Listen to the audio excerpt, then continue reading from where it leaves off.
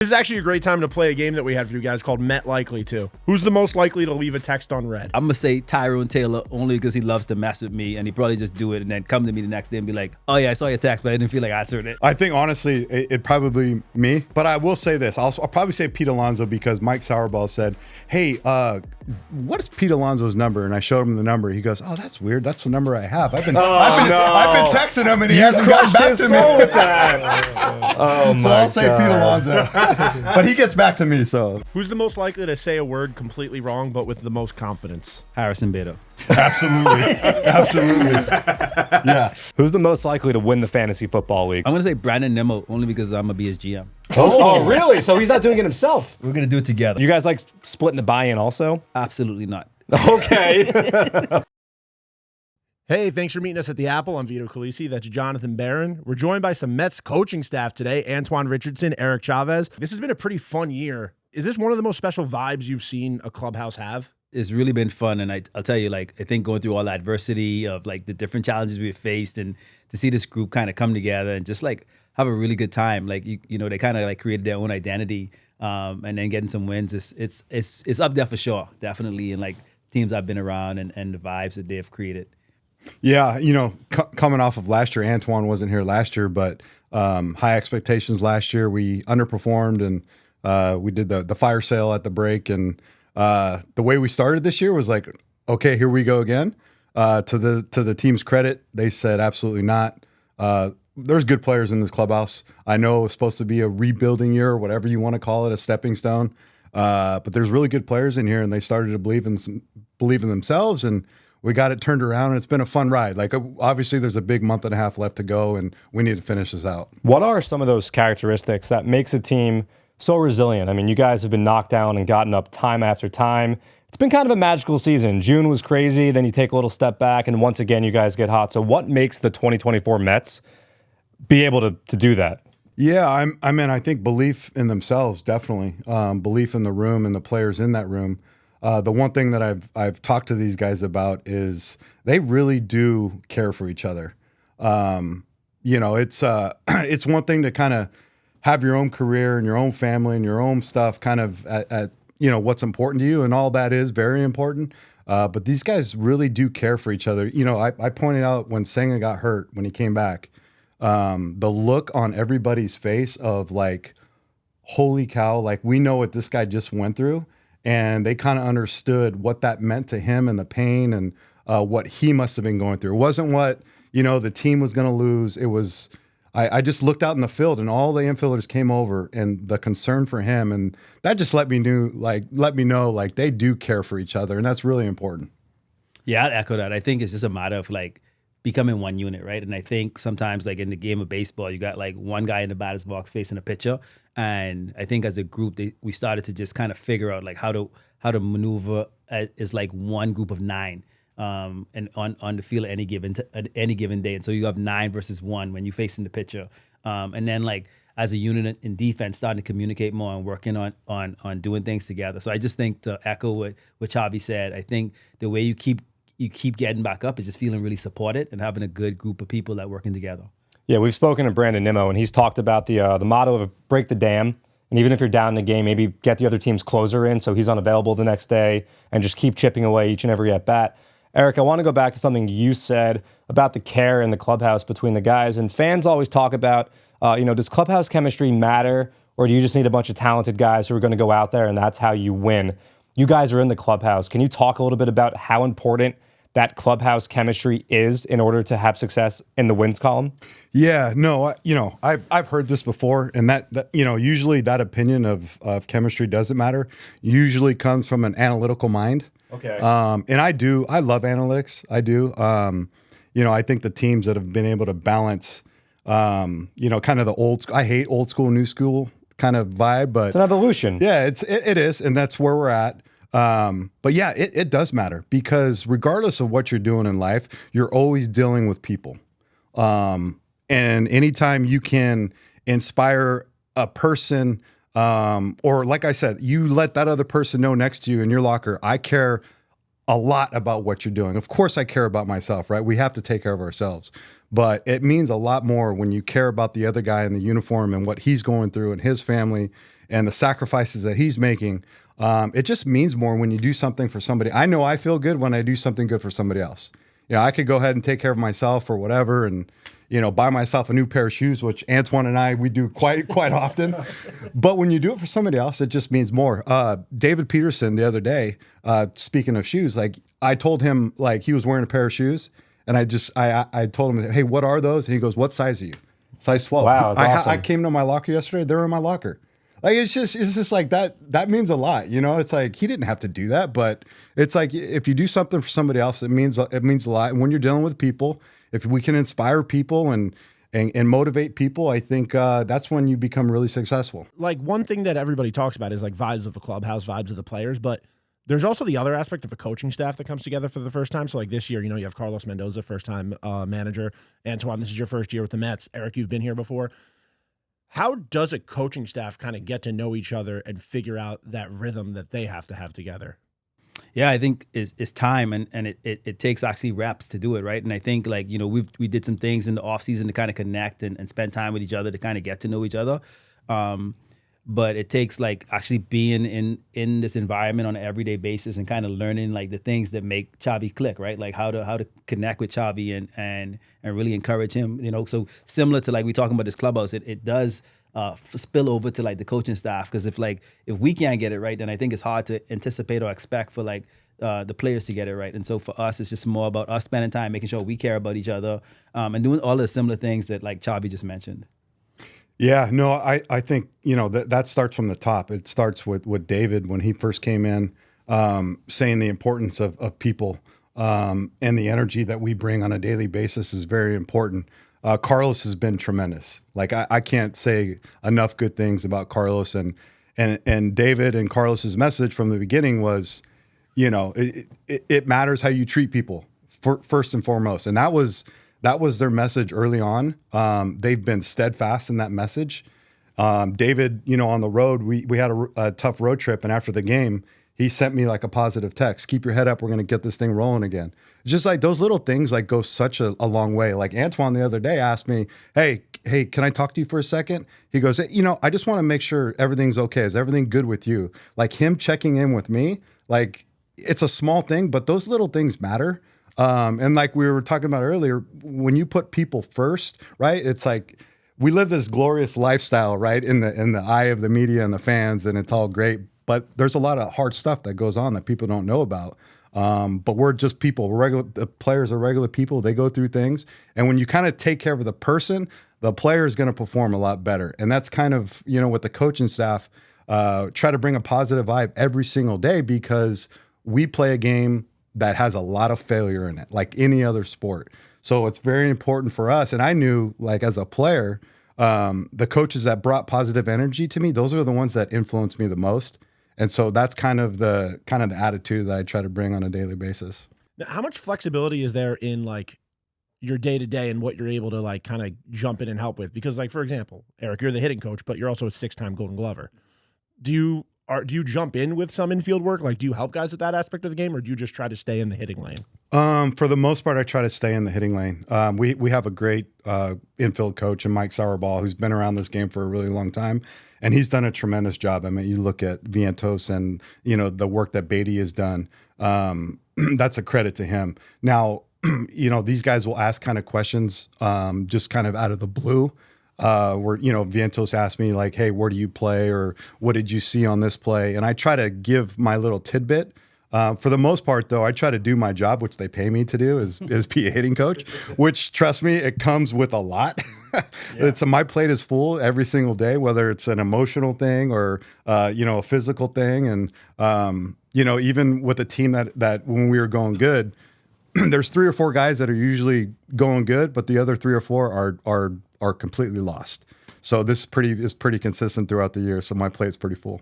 So I think Chavi's being a little humble right here, right? In the sense that, like, I think because we have a really, I would say, a humble group, I think we lean on each other as well. So I think we know Chavi's experience, we know what he's done, and so I think when situations come up, we know he's staying in his lane, but I think as a group, we're not afraid to lean on each other and ask hey, what's your thoughts on this, to maybe help us go through a challenge. And so for me, I think we do stay in our lane and focus on our lane, but I think like we've created enough trust with each other that when the opportunity presents itself, like you just knock on the door and be like, hey man, like what's your take on this? Because guys have had experience in these different areas.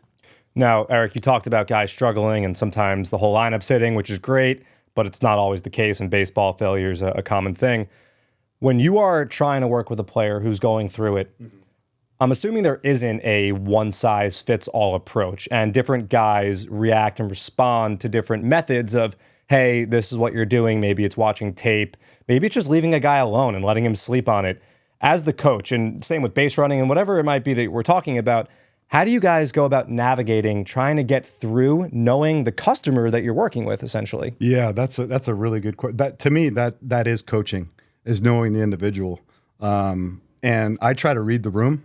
Me too, but I don't always do it well. I am just really good at reading people's energy. Right when they walk into the batting cage, instantly I know, okay, this is going to go really well, or I'm going to just shut up for the next 15 minutes and put the baseball on the tee. But getting to know these guys, that's for me, before any coaching can be done, you have to understand the person and what they're going through, and they're all at different phases in life and their careers. So just being kind of cognizant of that, but just reading the person, just their energy. I feel like that's a gift of mine.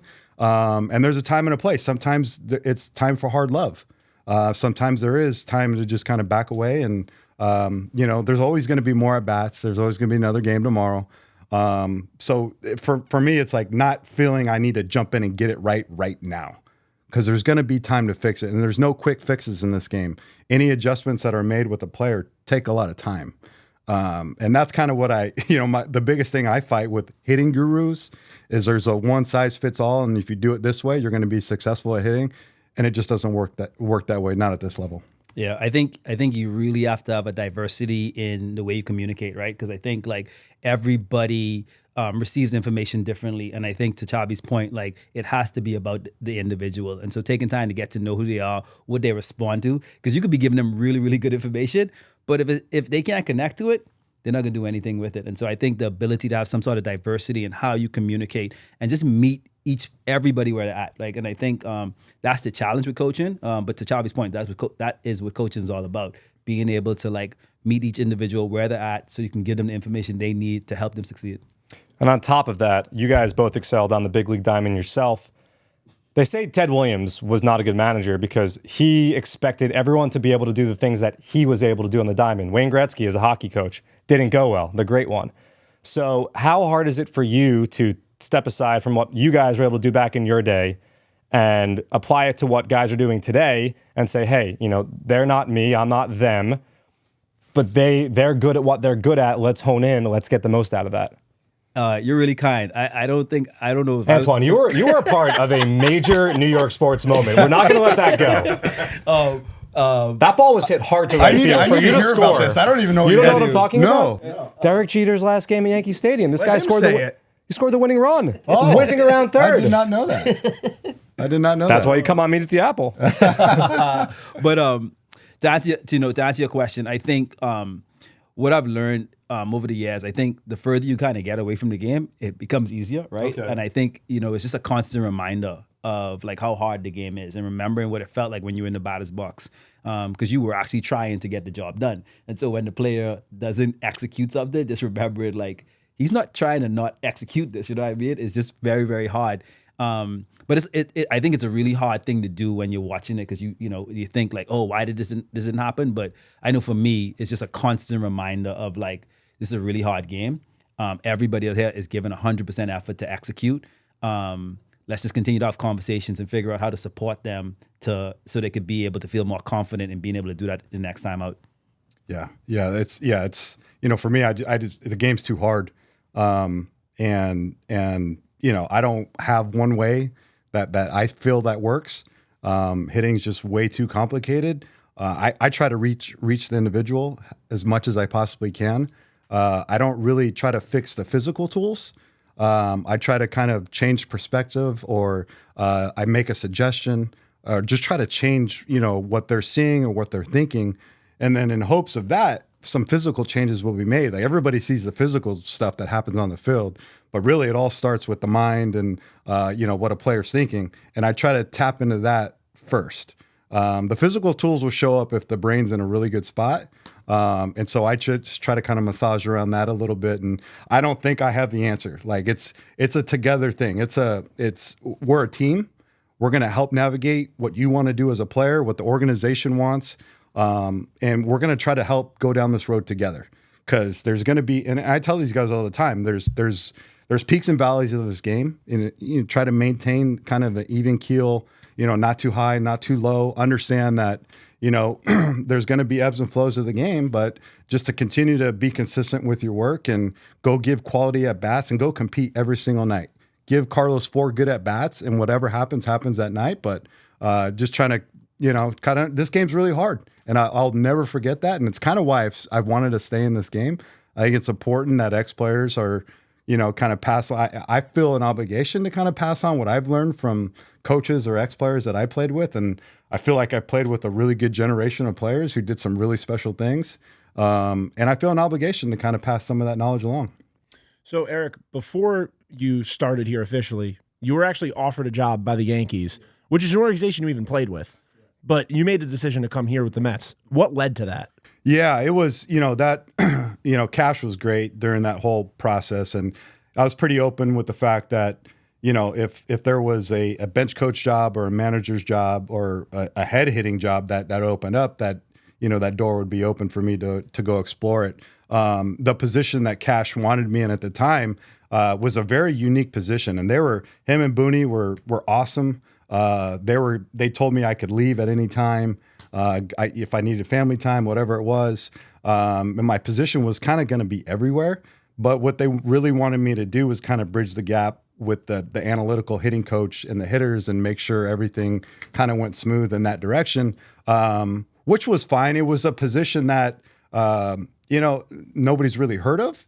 It's kind of a hybrid position. Like a liaison, sort of. Yeah, which is kind of cool in the uniqueness of it. But then when the Mets called for the head hitting job, actually I got offered either the bench coach job or the hitting job.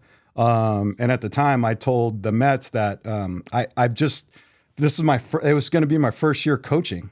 And so I knew that I was really comfortable in the hitting realm, because when I worked in front offices, I always kind of gravitated towards the hitters for whatever reason.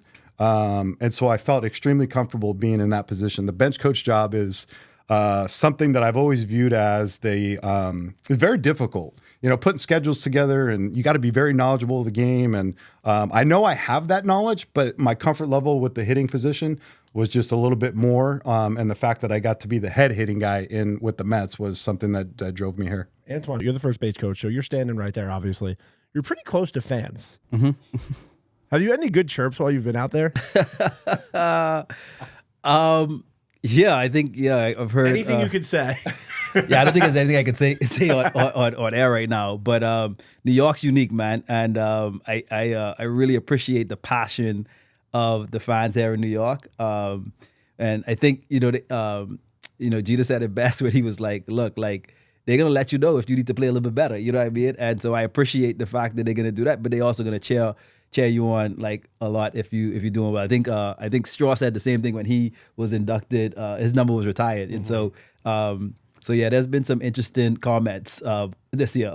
How about some interesting conversations? First base, I feel like it's a very cordial spot on the diamond. Guy walks, says what's up to the first baseman. You got to be like a restaurant host. Yeah, second base is not like that. Third base, you're 90 feet away from scoring. The other team's trying to prevent that. But first base, it's kind of like you're not such a threat there. So have you had any good conversations or overheard some funny back and forth? I know like Freddie Freeman and Jacob deGrom back in the day, Anthony Rizzo and Freddie Freeman. Freddie Freeman sounds like a great guy, it seems. But yeah, can you shed any light on that? Yeah, that's a good one. I think like anytime a guy gets to first base, he's like super excited, right? Like, everybody wants to be safe. And so I think Freddie Freeman is a pretty good chirper and talks a lot. But we got some guys who like pretty intense on this team, and they don't want no part of it. They just no fraternizing. They're like, hey, how are we gonna get to this next base one, right? And so like I appreciate that grittiness in a lot of our group. But in terms of being cordial, I think I was thinking about the next part of it is like, I also get a lot of guys after they get out and they end the inning, and so like Ooh. that's not always the best. Yeah, the they best hand time, the you know shin what I mean? guard to you. Exactly. A lot of Yeah, helmet you know, throws right next to you. so a lot of it sometimes just managing that energy as they go into defense and try to get their back locked in again. Wait, I got a question for you. Who's the one player you dread when he gets out coming down? Oh, that's funny. Who's the one player We you can dread? ask that question. You can ask that question. That's a really good question, man. I'm about to think about that one. I don't know. I think I know what the answer is. I just wanted to see if you'd say it. I don't think we should. Well, this is actually a great time to play a game that we had for you guys called Met Likely too. So we're gonna throw some kind of concepts at you, and we're gonna ask you which guy in the team, could even be a coaching staff member, would be the most likely to blank. Okay. So first one, who's the most likely to leave a text on red? For me, I'm gonna say Tyrone Taylor only because he loves to mess with me, and he probably just do it and then come to me the next day and be like, "Oh yeah, I saw your text, but I didn't feel like answering it." That's funny. I think honestly, it'd probably me. But I will say this. I'll probably say Pete Alonso because Mike Sauerball said, "Hey, what is Pete Alonso's number?" And I showed him the number. He goes, "Oh, that's weird. That's the number I have. I've been texting him and he hasn't gotten back to me." With that. Oh my So I'll say God. Pete Alonso, but he gets back to me. So Okay. All right. Who is the most likely to hit the restroom up right before the bill comes at a big dinner? This is safe space here. You guys can leave it all out on the field. Oh boy. You want You to? can confer with each other too. Yeah, and then we can count to Well, three. there's actually what I'm thinking of. There's backstory to this. This just happened, I think, recently. It sounds like. Yeah, there was. That's a good. Oof. I don't know if I want to touch that one. That's fine. We have very generous players. Let's say Okay. that. Yeah, Let's say that. yeah. So All right. even if somebody does get up and skirt the bill, we've got plenty of guys that are willing to take it. Pick So, up the slack. Yeah. Okay. Who's the most likely to say a word completely wrong but with the most confidence? Harrison Beto. Absolutely. Absolutely. Yeah. Okay. I think Harrison has a pretty good vocabulary. Yeah, he's got that horseman, that upscale Yeah. New York and education. He's a Gator. It's not an easy school to get into. All right. Who's the most likely to stop on the street, dead in their tracks, and go pet a dog?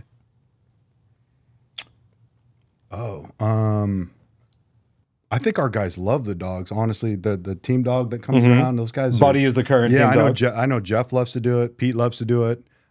We've got Nemo would love to do it. I saw Bader do it yesterday right off the did he? cage. Yeah. We've got some dog friendly guys on this team. Big so- dog team. Yeah. I would say Nemo for sure for me. Who's the most likely to win the fantasy football league? Who's taking it super seriously on top of all the waiver claims and is hoisting that trophy? I'm gonna say Brandon Nemo only because I'm gonna be his GM. Oh, really? So he's not doing it himself. We're gonna do it together. Oh, Team Nemo. Interesting. Nemo. I don't know what I feel about that. I feel like fantasy sports it's got to be just you. You guys like splitting the buy-in also? 50-50? Absolutely not. Okay. Okay. Okay. But this is all about the togetherness we talked about, right? This is how we This continue. is different. That's baseball. how This we is gotta fantasy continue. sports. Not the man. same thing. It's got to be a metaphor to life in this. How about you, Eric? I'm not sure. I haven't done fantasy in a few years, so Okay. I'm not sure exactly who. All right. All right, before we get out of here, I'm going to run through some names real quick. This is a game called Have They Met? This is the question. I'm going to ask you guys each a few players who were your teammates when you played ball. And I want you to answer if they went on to become a Met or were they a Met at any point in their career. Eric, we'll go first with you. Okay. This one I feel like is easy. Ricky Henderson. Yes.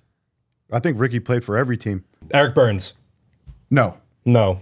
Great guy, though. Interesting Hilarious. fact, though, he was traded with Omar Quintanilla from the A's to the Rockies, and Omar Quintanilla went on to be a Oh, Met. wow. Okay. So there's a connection That there. was just a fun little fact. All right. Carlos Pena. Placata. No. Correct. Correct. Aaron Harang.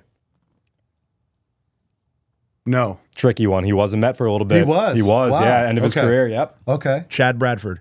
No. Yes, he was. He was on the Was he 06 team. really? He was on the 06 Mets. Oh Yeah. my And then he gosh. signed the big contract with Baltimore after that. No way. Yep.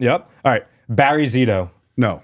Almost was a Met. That entire offseason of his free agency. Zito to the Mets, Zito to the Mets, Zito to the Mets, goes to the Giants. All right, finish strong All right. there. Now, Antoine, we're going to go with you. Eric O'Flaherty. Yes. Had a spell in 2015. Rich Hill or Dick Mountain on Players Weekend.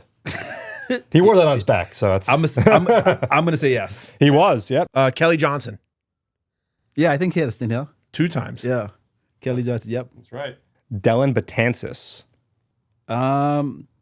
He did come over, didn't he? Yep. He signed on Christmas Eve he 2019. He did. Yes. Sean Kelly. I'm gonna say no. Not a Met. This other one is an obvious one. Should we even put it out there? Carlos Beltran. I'm gonna go and say yes. He certainly was. Did you get to talk to him when he was here? Yeah, I've talked to. Well, I mean, he works here now, Yes, so you yeah, see him yeah, around the yeah, halls yeah. and say, what's up? Yeah. Well, that was have you met. You guys both did pretty well. I think only, Eric, I think you're the only one who got one wrong. Thank you. I appreciate that.